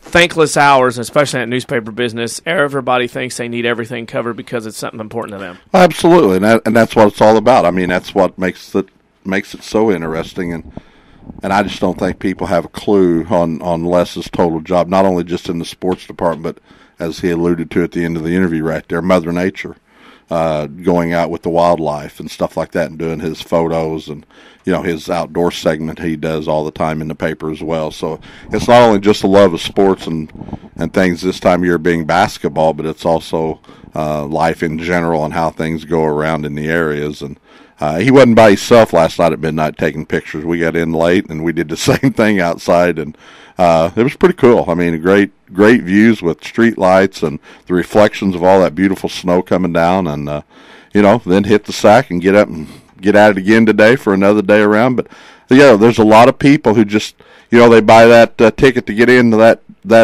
arena they're at to watch the basketball, and they think life's great, and it is for fans. That is awesome, but they don't know what's going on behind closed doors and behind the scenes to get everything prepped and ready for them to enjoy that great day of basketball ahead of them. We'll give us updates here at Pinckneyville this morning. Westland leads Tolono Unity 30-21 in the Silver Pool. We'll explain that in a bit.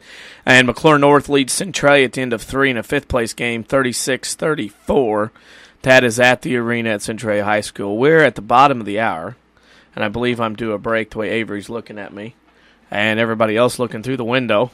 Got all kinds of people running around here at Broadway. Man, there's no telling who looks window peeping around here today. I'm telling you. No. I thought Santa Claus was already gone. He's here. Maybe he's still floating around here today. Also at Centralia this morning, Effingham leads Oaklawn Richards 34-31 at the end of 3 in the Annex. Basketball going on already. We'll take a break. We'll come back. We'll run down some scores, talk some basketball the rest of the way out here, and our schedule of the day, where you can find scores and everything else at. You're listening to Saturday Sports Show, brought to you by Crossroads Community Hospital. It's more than a hospital. It's what healthcare should be.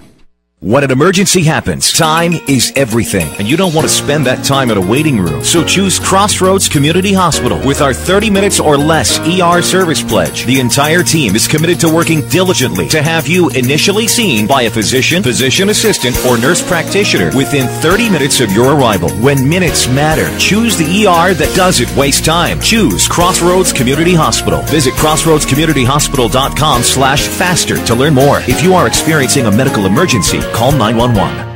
The state of denial is a drag and a trial. When I bought my cheap insurance, should have known this day would come.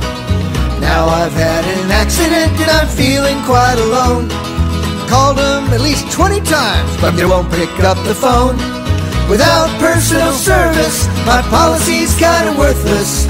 Get to a better state, State Farm. Don't deny yourself to call an agent. Tony Wilt in Mount Vernon, 242-1421. Hi, this is Taylor, Kevin, Monica, Nina from People's National Bank in Mount Vernon.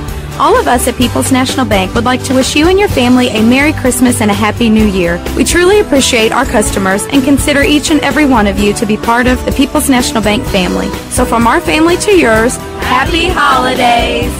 People's National Bank, serving Southern Illinois since 1909. Member FDIC.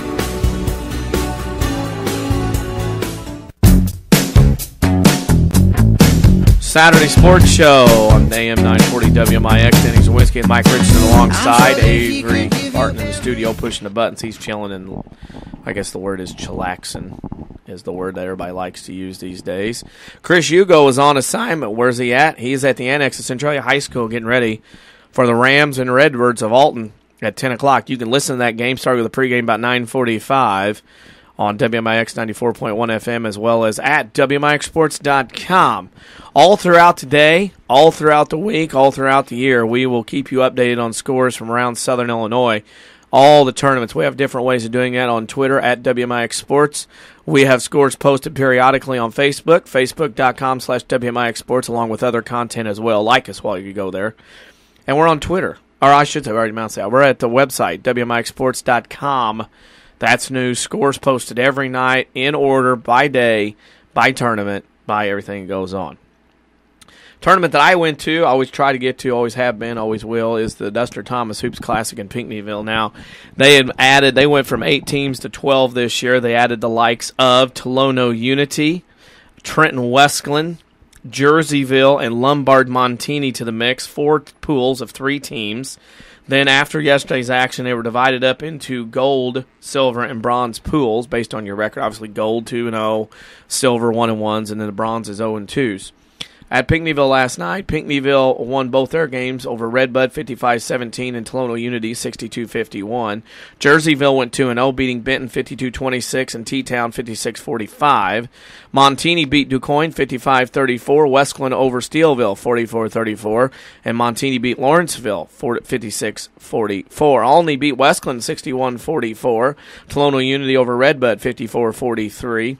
I bet on the Maroon team in that game and won a bet. Olney beat Steelville 53-39. Lawrenceville over DuQuoin 50-44. That was an upset. And T-Town beat Benton 66-35. Your games today are already going on. Phones rattling as I speak. I'm telling you, it's amazing. At Pinckneyville this morning, Steelville leads Redbud at the half 35-16. Westland leads Tolono Unity at the half 30-21. Now, games there today, if you haven't seen this bracket, and Mike looked at it, I looked at it, I got it figured out now. Having to figure out. So we got a final from El Dorado. Consolation. Fairfield again advances to the left, beating Hardin County 67-33. So there's you another score. Scores are going to be rolling in all morning, all day, all evening. Just keep there until social media sources. Bronze pool today: Redbud, Steelville, Benton, DuQuoin. Silver pool: Tolono, Westland, T-Town, or Tolono versus Westland, T-Town, Lawrenceville. And the gold pool: Pinckneyville, Olney, Jersey, Lombard, Montini. Interesting setup of games, interesting way to do it. Mike, I got it written out here. It's just a whole different ball of wax. 12-team tournament. It's a tough one to do. It is, and that's what we talked about when we first seen the drawing and knew that they had added the extra teams to make it 12. And, do you do a straight 6-pool bracket, two pools? No, they did this, and it's very unique. And as long as you have the game plan, the schematics, the drawing here, the tech drawings, you're in good shape. But, after you see it, it's pretty obvious of how they do that.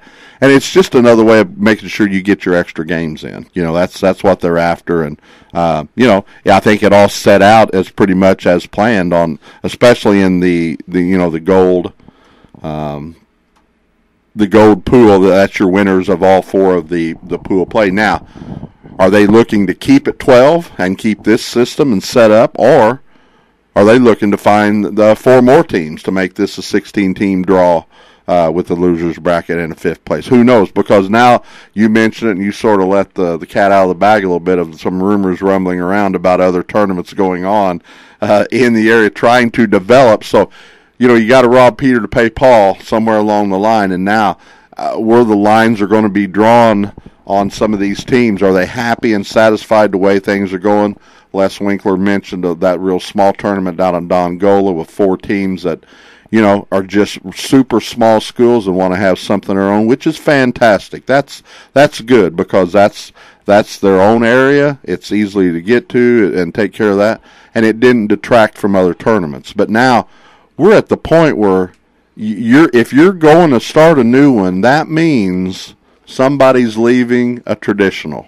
When you start looking at the basketball programs in our area, and there are a bunch of them. So, excitement to see what is in the mix in one way, but then you look at the greedy point of how you look at it. How does that affect me? Where does my team fit into this? Are they getting left out or whatever? So I don't know. It's excitement, but I do like, after we saw the plans of this, the drawn out with the 4 pools, I do like how simplistic it ended up being. I think it scared a lot of people initially, not knowing how it was going to work out, and it looks like it's pretty well fared its way here with the wins and losses. Pinckneyville will go on today, games all day. I'll all morning and afternoon and evening at Pinckneyville. Carbondale tournament last night. St. Mary's of Paducah beat Caro 70-46. Trico beat Carnahan out of Missouri 61-16. Overtime, Memphis U High, a favorite of mine, beat Collins Academy 65-47. Madison beat Carterville 58-40. Edwardsville over Bartlett, Tennessee 73-57. Arlington beat Marion 61-44. Wildcats struggled with the fact of turnovers. Carbondale beat East Peoria 57-22. Manassas beat Hazelwood West 66-54 as Manassas is out of Memphis. At Vandalia, South Central beat Greenville 63-37. Altamont over Shelbyville 48-45. St. Elmo beat South Central 46-29. Altamont over St. Anthony 67-57. Vandalia beat Marora Forsyth 62-57. Payne beat Florida 65-44. Some schools from the Wabash Valley Classic. Robinson over Terre Haute North. I can't talk. 63-58. KC Westfield over West Vigo. 68-49. Rockville beat Marshall 59-41. At the Muscuda Girls Tournament, Mount Vernon beat Centralia JV 65-17 and lost to Althoff 43-36. Lady Rams go 1-2 in that tournament. O'Fallon over Centralia 63-49. Belleville East beat Highlands 70-60. Nashville beat Belleville West 37-29, and Oakville upsets Mater Dei on a last-second shot 41-40. Benton Rangerettes Classic, Crico over AJ 42-36, Hamco over Goreville 74-49, Benton over Carterville 40-36, Goreville over AJ 63-45, Heron Girls, Vienna beat Murphy 60-41, and Heron beat DuQuoin 40-34. It's a lot of games, a lot of scores, but if you want them all, you got several sources to go to. You can go to WMIXsports.com. That will give you a scoreboard. You can look there. Also, you can go to Facebook, facebook.com/WMIX Sports. Also, follow us on Twitter. And you can go to Twitter and look at this. You don't have to be on Twitter. You can look at stuff. And on Facebook, too, our Facebook page. Constantly on Twitter throughout the day, we are tweeting and retweeting constant updates of scores and games from around the area. Follow us there. And all of our followers that give us information and people that we're following that give us sports scores, it helps us out a lot. We'll take a break. I think we got one more. No, we're good. We can stay here till 10. Oh, we're good. We'll just stay here till 10. Avery has said we're staying here till 10. Hey, we got thumbs up. We got the head shake. We got it all right now. So we can pretty well die. He gave us the carte blanche. I mean, he did. He gave us the gold platinum card. We can run till 10:30 maybe. I don't know. You never can tell. Now we got the head shake. Now we got the head shake. So. He's kind of disappointed us, I'm sure. We've cut our breaks. We've got about 18 minutes left in the show. Of course, the Mount Vernon Rams this morning will start about, 3 minutes? Over across FM. I can't see over there. You can, Avery. Somebody over there yet? No. Rams will be on FM this morning against Alton in a consolation semifinal, as they will play tonight. If they win, I believe at 6 p.m. is how that works. Then, trying to think. That game, that's scary, I know. Watch out. I got my bracket here off my papers. Fifth place game at Centralia today is at 4:30. Consolation Championships at 6. Third place at 7:30, and the title is at 9 o'clock. So if the Rams win against Alton, they will play at 6 p.m. tonight against the bottom bracket, O'Fallon and Burbank winner. Of course, the Rams are on today here right about 2 minutes on the FM. Boy, my phone is rocking. Hey, hats off to West Frankfort getting the win. You know, it's been a tough few years. I mean, no secret about it. it's been tough sledding for them. And this time it was Fairfield, and we mentioned about their luck in El Dorado they've had recently as well. But last second shot or not, a win's a win, and they went on the right side. Now they have to worry about Harrisburg, but still, that's going to put them in a 5th place bracket game, and a good job by them to get a win, in that tournament. And also down at Pinckneyville, Lawrenceville with a win. Yeah. Tough sledding for them over the years as well. They've fallen on hard times in that tournament, so to get them in a win, and they go in that silver bracket round now, one of 4 teams to keep playing today, and another win along the way, and they get to play another game as well. So them 2 programs, good wins by them this time of year for sure. Yeah, local teams, Wayne City girls are at the Fairfield tournament today. Waltonville boys play Johnston City at 12 p.m. today at Sesser. Woodlawn plays Sparta Night boys at Sesser at 8 p.m. Mount Vernon boys play here at 10 o'clock in Salton in the Annex. That's where I'm going after the show. I'll get there about half. Tag in with Hugo. He's got to go one solo for a bit. But a busy day, and I was mentioning the social media. We'll do it here before we get out of here. That's the way to follow us and find out what's going on. Again, we didn't bother our coaches in the area today because they're out getting stuff done, getting prepared, getting scouting reports, scouting themselves, getting kids to school to get on a bus, breakfast. That's why we didn't have coaches on today. And we want to let them have a weekend off because with all the snow and the delays and everything, everybody's out doing stuff that's, coaches are working. And we don't want to bother coaches today. Media guys have time to lay out and take time off a little bit, and that's why we did the media round today as we try to give coaches some times on certain weekends where things are going on to let them go and let them have their time. So we go to our social media question of the week. And finals just come in. Effingham beat Richards today 44-41. That was a tremendous game at the Annex right in front of the Rams game. Our social media question of the week, and we'll bounce it around here for a little bit. Do you make New Year's resolutions? And if you do, what is one of them? I've obviously been listening ever since we started, but no, I really don't. I never have ever got caught up into that. I think not individually. I think more selfishly, which really isn't a true New Year's resolutions. I always want my sports teams to do well, so it's really not, personal for me as far as an individual goes, but never have, just for the simple fact that I'm very goal-oriented in things that I do more of those all year round than just one day. So I guess I'm more seasonal, all year long than just one particular day, because just like pretty well everybody said, if they do, I don't give them much time before they break them. They've all admitted that they break them pretty quick and pretty frequent. So, nope, I don't do the New Year's one anymore at all. From my perspective, I'm kind of like you. First off, sticky notes are the greatest thing invented because I'll write down stuff all the time. Sure. Got to get this, and this done. I'm like you. I don't make, per se, resolutions. I kind of go with that daily thing of what can I do better? What do I need to get done? What can I do better? So that's kind of what I do. I'm not a resolution guy, per se, because I'm always thinking, okay, when I go to work, I got to get these 4 or 5 things done today. Tomorrow, I got to get these things done. When I come home, I got to get this done. When I do the radio stuff, got to get this done. So my mind's always kind of going 1,000 miles a minute. I've been accused of trying to plan and prepare for everything way too much. Guilty as charged, but that's sometimes the way it is. Of course, your goal every day is try to sell me concrete. I was going to say, you got to also figure in the extra time now for your concrete work. Well, you've tried to get me concrete multiple times. I've tried to get you. I've tried to steer you in that direction. I tell you, I don't know. Maybe that would be one of my resolutions: separate you on my list versus my concrete guy, so you wouldn't get those erroneous text messages back and forth to us. But it works out in good fun. But it is amazing when I get busy and I'm trying. Nobody listen out there. Trying to text when I'm driving a little bit here to get a message sent out. No, you young people, do not listen to that. And I just need to go one more button push to be sure I get the right guy. But anyway, you're good to respond back, so that makes me know that I need to resend it then to my concrete guy. So that helps out in that regard. Well, I try. The Orphans have come back to win 54-45 over McClure North. Well, that was back and forth game. That was a back and forth game early on over at the arena, at the Centralia High School arena. I bet that was a decent game. McClure North had a 17 or 21 game winning streak in holiday tournaments. Yeah, they loved Illinois. And then lost 2 in a row. They love Illinois for sure. And then now, they fall back-to-back games. So, Yeah, that's tough sledding over here. So I don't think too many teams can take that undefeated record around when they cross the river. That's for sure. But they've had some nice runs in holiday tournaments. I mean, at Centralia and Collinsville as well. So good ball games. They won Carbondale back to back, 8 and 9. Won Collinsville 10. Won Centralia 11. No. Won Collinsville 11. Centralia 10. That's what it was. Right. Carbondale 8-9.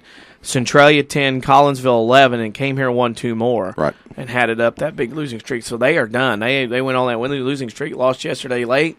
Lost this morning already. So they go home. Centralia advances to what would turn out to be, if I can find my paper, the 5th place game tonight at 4:30. They're going to take on Effingham. That will be a good ball game as Effingham beat Richard. So Effingham and Centralia at 4:30 today.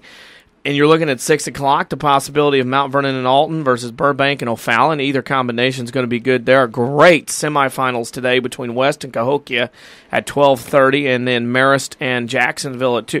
There's not a bad game of Centralia today. Yeah, Jacksonville. I'm anxious to get to see them in person, listen to their games, and I'm just anxious to see their size and how fluid they are with the basketball and what I've heard about.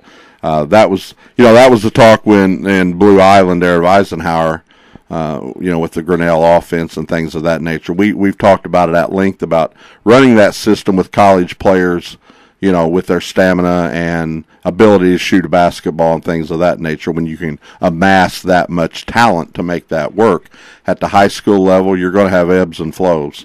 I mean, you're going to have to be sure you can put the 10 guys out there or the 15, whatever rotation you get in. And we all said that Jacksonville might have a little say-so about that first game, the last game of the holiday tournament on first round. And obviously with that wide margin of victory in that first round game with them, they proved it. And they shot the ball very, very well and was able to control the boards. And you can't run without the basketball.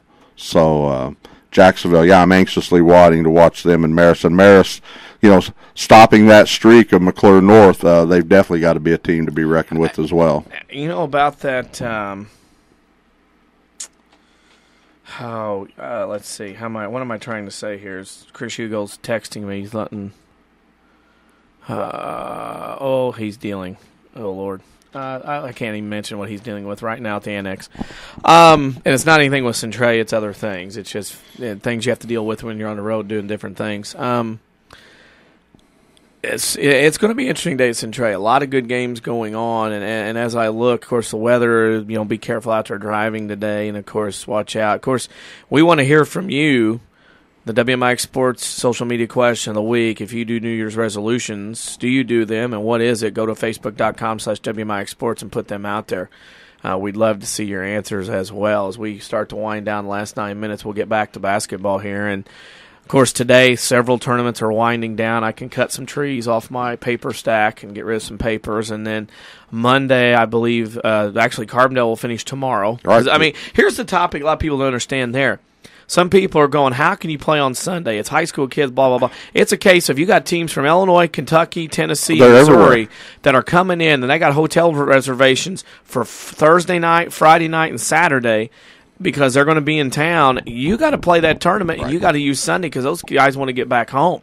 Yeah, they've got to do that, and that was the first thing that come to mind when you looked at all the tournaments and we talked about the weather and being a factor and things like that. Initially, the main concern was what about Carbondale? They were going to be right in the middle of the biggest hit of the snow and the storms. And then you start looking and knowing from past how many different teams, states, areas this is going to affect. And such a travel that you're right. That's the hotel. They're not driving back and forth. It's hotel stay. And now you're trying to get hotel reservations for possibly 20, 30 rooms with their players and fans, administration, people that travel with the team. That's a pretty good block of rooms right there. And you start magnifying that by 8 or 10 that may be doing that. No, it's just not easy to snap that finger and say, oh, by the way, we're going to stay at no charge here on a Sunday. We're going to come back and play. No, you're going to have to pay for those things, So Mother Nature, they don't give rain checks on these things, so they got to be taken care of. I'm sure they could cancel out their Thursday night reservations And then they could stay Friday, Saturday, and go home Sunday when everybody's done. But, I mean, that's a tough deal. Nobody wants to play on Sunday, obviously. There have been shootouts in the past on Sunday in the area. We've been to several of those. So it's not unheard of. It's not something that is totally wrong. It's just when you're in an emergency situation like this with tournaments and whatnot, you sometimes have to play on Sundays because the team's involved. We all mentioned that the Bethel Junior High tournament is still going, I believe, or is ongoing this week. That's been going. And then other teams dealing with snows and practices, junior high teams like you, Woodlawn, trying to keep kids in basketball shape during the snow and during the Christmas break going on as well. So it's a tough time. Weather's nice. The snow looks pretty, but sometimes it's one of those deals where you look at it and you go, okay,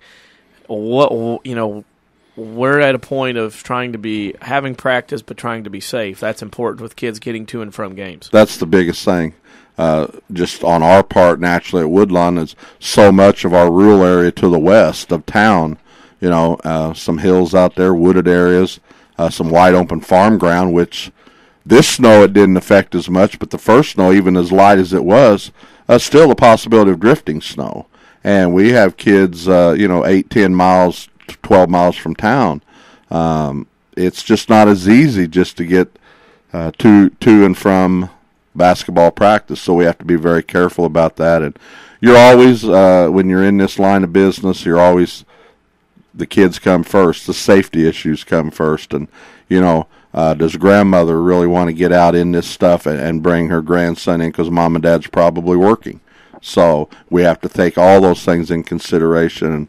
And our parents and grandparents and all the guardians for our kids is, safety's big on their minds as well. And those things you have to think about. You still got to get a little time in because you're going to bounce back pretty strong right when school comes back here in a few days. So you got to keep that in mind, but yet knowing your limitations is a big thing. Knowing your limitations, and we start to wind down the last 5 minutes. I want to say again, we posted this on Facebook yesterday and mentioned again that to all the people this week who run around crazy, when we talk about the media, we're all together. We may be separate stations, separate entities, but we're all working together to do the same thing, which is to inform people what's going on score-wise. Whether you're in the radio business, TV business, newspaper business, internet business, whatever the case you may be in, thanks to everyone for all those countless hours that you work and do things and keep everybody updated from early morning to wee hours, and of course to all the officials and referees who do a thankless job because they walk in the gym, half the gym doesn't like them already. I mean, one side or the other based on what's going on, all these officials doing these multiple games, getting things done. I mean, it's a credit to them and their families, the media, and the referees, and everybody that works these tournaments to get these things in that people don't understand the hours put in before, during, and after, early, middle, and late that everybody has to do. No, and again, we love our fans. We love our fans everywhere, but when that game's over, that fan gets up and goes to his car, and he's driving down the road on home. Yes. We're the last ones out of every gym. Every time we do a ball game, we are the last ones outside of the custodians that's taking care of the place. The referees, they're still down getting dressed, showered, reclothed, and headed out. The coaches are doing their final inspections, in the dressing room, making sure everything's picked up and the kids leave in an orderly fashion. You bet. And the administrators are just all walking on eggshells, fingers crossed, no snowflakes, no bad little bump fender benders in the parking lot, no little bad stretches of road where we have a little pile-up action or fender benders to slow things down. Just keep your fingers crossed, and hopefully everybody comes out safe and all these things. But, yeah, those are the guys behind the scenes. And as we mentioned, too, the custodians, the guys that are out there cleaning that snow off them parking lots to make it safer for all of our people to get into the gymnasiums and stuff like that. Making sure little things like being able to get your feet cleaned off before you go on these beautiful gym floors. You're walking around things. There's just so many things that, we got to be thankful to others that allows us to do the things that we do to try to bring this product back to our listening audiences. We have come to the end of a very busy show. We got to thank all of our guests this morning that were on. Norm Sanders from the Belleville News Democrat. Chris Hugo, one of our, obviously, colleagues here at WMIX, the voice of Mount Vernon sports here at WMIX. We have Wes Choate, principal at Sesser-Valier High School, talk about putting a tournament together. And, of course, Final guest, Les Winkeler, sports editor of Southern Illinois, and it's been a crazy show. It runs out wild as we have 2 minutes to go, and we'll tell you that the Rams are on FM right now, pregame, 94.1, getting ready to take on Alton in the Annex. I'll be hustling there to try to pick that game up at half with Mr. Hugo. You can also listen to that game at WMIX Sports .com. In order to keep up, we want to hear your answer to our social media question of the week. Do you do New Year's resolutions? And if you do, what's one of them? Go to Facebook.com/WMIX Sports. While you're there, you can like us because we'll post score updates and finals throughout the day, plus some content from the Rams game and other things that come across our hands during the day on Facebook.com/WMIX Sports. You can like us there. If you just want to go there and look at stuff, you can go there and look and see what's going on, what we have going on. You can also follow us on Twitter at WMIX Sports. We are always tweeting constantly, daily information, score updates, tidbits from tournaments, information from the games we do, in-game updates as well. And also you can go to our website, WMIXsports.com. That's a great way to get things done and get things going on. So go there, follow us, like us, in the social media. Mike, final thought, last minute before we get out of here. Well, unless they hear our golden tones on the airwaves, possibly the championship game at Sesser if the schedule works out. This will be it for this year for all of our listeners. Yep. So everybody have a safe and happy New Year's, and we'll be on a dial tuned in soon for more basketball this year. A lot of great games on the schedule right after the new year, so anxiously awaiting that. And some great basketball left to wrap up here today. And Mike Richardson, I'm Denny Zerwinski, Avery Barton for pushing the buttons in the studio. You can stay with us. Waltonville, Johnson City at noon. Woodlawn, Sparta at 8 tonight at Sesser-Valier for you fans wanting to know when those are. For all our guests who are on, thanks to them. For all our listeners, again, a very pleasant and joyful and happy new year. Thank you for listening this morning. NBC News starts now.